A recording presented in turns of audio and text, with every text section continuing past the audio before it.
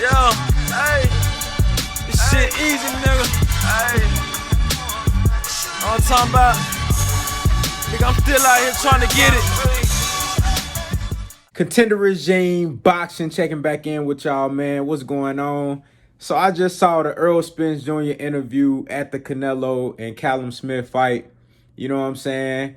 Man, look, well played, Errol the True Spence Jr. Well played, brother. You know what I'm saying? And that's why Al Heyman is who he is, a great advisor. And that's why, you know, he put his guys in the best position. Well played, Errol the True Spence Jr. I see what you're doing, my boy.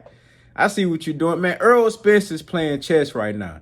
You know what I'm saying? You see he pulled up to the Canelo fight, you know, and he basically, they asked him about the Terence Crawford fight. He like, look, that can happen next year. That can happen 2021. And he say, look, all we need to happen is for Al Heyman and Bob Arum to sit down and for Bob to quit lying. You know what I'm saying? Quit faking the funk. Like, y'all deserve 50-50. Like, you bringing 50% of the viewership and the fanfare and the revenue to the table. Like, stop lying and putting up a front like you really on that level. Like Errol Spence said, I'm the big dog at 147. All big fights at that division go through Errol Spence. Ain't no bigger fight at 147 that don't involve Errol Spence Jr. Whether it be Manny Pacquiao versus Errol Spence or Terence Crawford versus Errol Spence. You gotta see Errol Spence. He is the man in the division right now, period.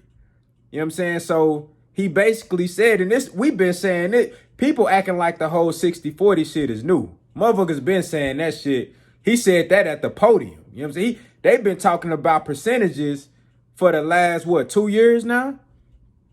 You know what I'm saying? So like Earl said, look, if they want to stop, this is my plan. This is what I plan on doing as far as the guys that I can fight over at PBC. Now, if you want to go ahead and offset that, you're going to have to take that 60-40 that I offered you. Or you might have to take 70-30. But this is what Errol Spence doing. At the Canelo fight, you know what I'm saying? Up in that big shot, big shining, big gleaming with the man down chain on, you know what I'm talking about? You feel me? Real big boy, real big Texas shit. You feel me? Real big D-Town Triple D shit. You feel me? You know what I'm saying? Playing chess. He said, look, I can go up to 160 and fight Canelo Alvarez at AT&T Stadium, 100,000 plus. Well played. Bro, he basically putting it in Terence Crawford, Bob Arum, and Top Rank face like, look, bro, do y'all see the options that I got? Do y'all see the type of moves I can make? Bro, you better jump on board or you gonna miss this jet. I know y'all heard that big crit. You know what I'm saying? Don't miss this jet, ho. You gonna miss this jet, bro. You gonna miss your motherfucking flight. You better quit playing and take what I'm offering you. Because I can go up to 160 and fight Canelo. I can fight Manny Pacquiao. I can fight Keith Thurman. Bro, you better take what I'm offering you, dog. Or you gonna miss your opportunity. Or you just gonna have to wait. You know what I'm saying? Till it get to the point to where, like, you ain't got no choice. You know what I'm saying? Well played, man. Well played. Look, you feel me? As a fan, I want to see the fight. Most definitely. I want to see that fight next. And I think it can happen next. But fans, you can't be naive to the fact that boxing is a business. This shit is a business. And these motherfuckers is playing chess, not checkers. Floyd Mayweather told y'all a long time ago, man, this is chess, not checkers. Who you think was advising Floyd Mayweather?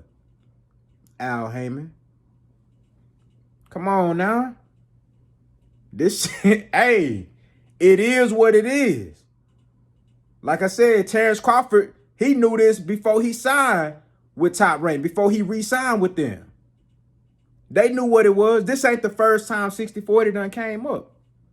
But now I get it. Now I understand why Errol Spence is welcoming the Canelo Alvarez fight, not only because he actually believes that he can win that fight, which I believe that he has a great chance at beating Canelo at 160. If you look at the dimensions and the measurables and the skill set, go back and watch my video, Errol Spence Jr.'s ring IQ is criminally underrated. Go watch Criminally Underrated. Go watch that shit. You know what I'm saying? Go watch that shit. And you will see why Errol Spence Jr. has the tools to beat Canelo Alvarez. But besides the fact that he actually believes that he can beat Canelo at 160, I think he should bring his ass down to 154. But that's just me. Bring his motherfucking ass down to 157. 160, that's cool too, because Earl gonna feel out at 160 real nice. You know, and like I told y'all, Earl can fight certain guys at 160. Canelo is one of those guys. Canelo 5'7".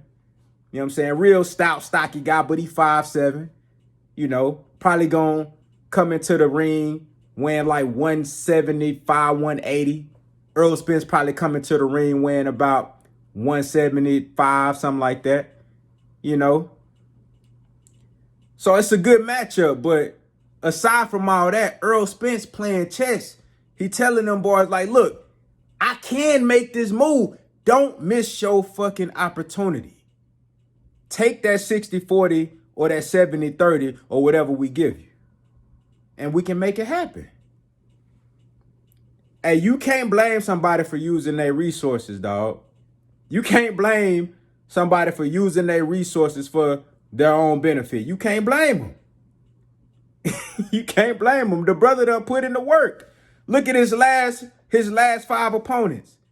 What? Kell Brook, Lamont Peterson, Carlos Ocampo, Mikey Garcia, you know what I'm saying? Sean Porter, Danny Garcia. 3 straight pay-per-views, successful. Come on now. And he got the keys to Jerry World. He got the keys to the biggest venue in America. The biggest venue that you can have any type of event at, AT&T Stadium. The biggest and most lavish and most expensive venue you can have any type of event at. He got the keys to that bitch in his hometown. And this is called leverage, man. We've been talking about this shit, bruh. Go back and watch all the Merlot Fridays. We done broke down the Errol Spence Jr. and Terence Crawford. Look at the comments. Look at the chat. Everybody over here at Contender Regime Boxing, we've been talking about this shit for the longest, bro. That percentage ain't gonna do nothing but get more and more in Errol Spence Jr. favor. The brother is becoming a superstar, y'all. And if he get a Manny Pacquiao or Canelo Alvarez fight, say goodbye. Say goodbye. You ain't gonna have no choice but to bow down at that point, man. Y'all let me know what y'all think down in the comments, man. How did y'all feel about the Errol Spence Jr. interview at the Canelo fight? You know what I'm saying? On DAZN. You feel me? What did y'all think? What was y'all thoughts, man? And what y'all think Terence Crawford gonna do? I see him tweeting on Twitter, man. Look, this chapter's closed now. See, y'all talking about is me. Man, you know what the hell you was doing when you re-signed with Top Rank. You knew what the type of possibilities was going to be with Errol Spence continuing to rise in popularity and notoriety and getting better and better, more skilled, you know what I'm saying? More accomplished, more polished. You knew what the hell was going to happen. Come on, man. Y'all let me know what y'all think down in the comments, man. Contender Regime Boxing. I'll holler at y'all boys, man.